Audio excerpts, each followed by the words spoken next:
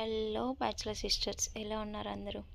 నేనైతే అసలు ఏం బాలేను. ఈ వీడియో నిన్నే పోస్ట్ చేసి ఉండాలి 2 డేస్ బ్యాక్. బట్ అది నా వల్ల కాక నేను పోస్ట్ చేయలేదన్నమాట. ఆర్సీబీ విన్ అయిందని ఎంతమంది హ్యాపీగా ఉన్నారో నాకైతే తెలీదు. బట్ అసలు టీంలో ఆడిన ప్లేయర్స్ అయినా హ్యాపీగా ఉన్నారో కూడా నాకు అది కూడా అర్థం అవ్వట్లేదు. అండ్ ఇప్పుడు ఆర్సీబీ విన్ అయిందని హ్యాపీగా ఫీల్ అవ్వాలా, లేదు సాడ్గా ఫీల్ అవ్వాలో అది కూడా నాకు అర్థం కావట్లేదు. మీరు ఎలా ఏమనుకుంటున్నారో అసలు అర్థం కావట్లేదు. అసలు మనకి ఫ్యాన్స్ అంటాం కదా, అసలు ఫ్యాన్ అంటే ఏంటి? అసలు ఫ్యాన్గా ఎందుకు ఉండాలి? అందరూ మనుషులే, అందరికీ మనుషులు ఉంటారు, అందరికీ వాళ్ళకి ఫ్యామిలీస్ ఉంటాయి. ఆ ఫ్యామిలీస్ గురించి కూడా ఆలోచించాలి కదా.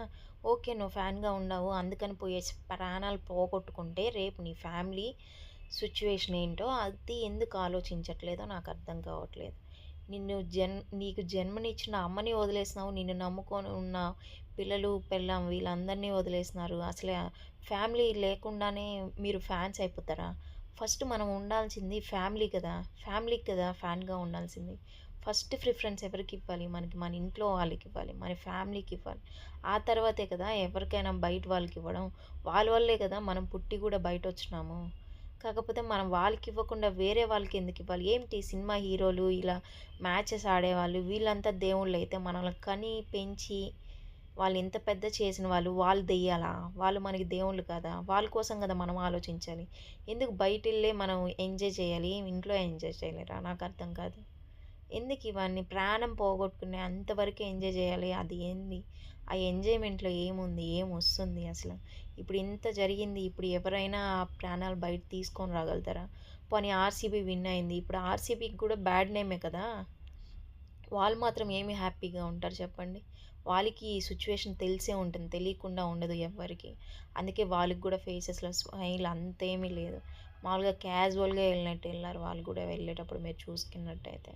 అసలు ఎందుకు అలా చెయ్యాలి? మనం ఇంట్లో ఉండి చూస్తే చూసినట్టు కదా మరి. మనం అక్కడికి వెళ్ళి చూస్తేనే చూసినట్ట? మన ఇంట్లో అందరినీ వదిలేసి మనం అక్కడికి వెళ్ళి ఈరోజు ఇప్పుడు ఆ సిచ్యువేషన్ని మనము అందరూ న్యూస్లలో చెప్పుకుంటున్నారు. ఎంతమంది మీ వెనకాల ఏడుస్తున్నారు, మీకు ఎన్ని ఉంటాయి అన్నీ వదులుకొని ఇప్పుడు ఎక్కడికో వెళ్ళినారు కదా. అది అవసరమా? అదే మనం ఇప్పుడు వాళ్ళ గురించి అయిపోయింది. ప్లీజ్ నెక్స్ట్ వాళ్ళకన్నా చెప్తున్నాను, దయచేసి ఇలాంటి పనులు అయితే ఫూలిష్గా అయితే చేయొద్దని. మీకు టీవీలు ఉన్నాయి, అంత టెక్నాలజీ ఉంది. అసలు ఎందుకు వెళ్ళి దగ్గరికే వెళ్ళి చూడాలి? అక్కడికి వెళ్తే మనకి ఏమొస్తుంది? ఫస్ట్ పాయింట్ అదా ఆలోచించండి. మీరు ఇంట్లో ఉండి చూడండి, ఇంట్లో నుంచి ఎంజాయ్ చేయండి. ఫస్ట్ మీ ఫ్యామిలీని మీరు వదులుకోవద్దు, మిస్ చేసుకోవద్దు.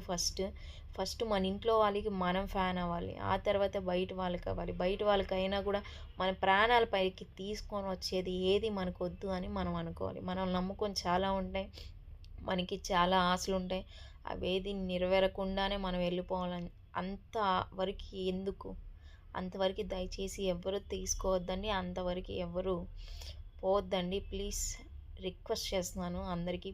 Be safe, be safe. First అదొక్కటే చెప్తాను. ఎవరు ప్రాణాలు పోతే మళ్ళీ తిరిగి రావు. 100 ఏళ్ళు జీవితాన్ని ఒక క్షణంలో పోయినట్టే. ఫస్ట్ మనుషులకి ఇదే ఉండదు ఫస్ట్ పాయింట్.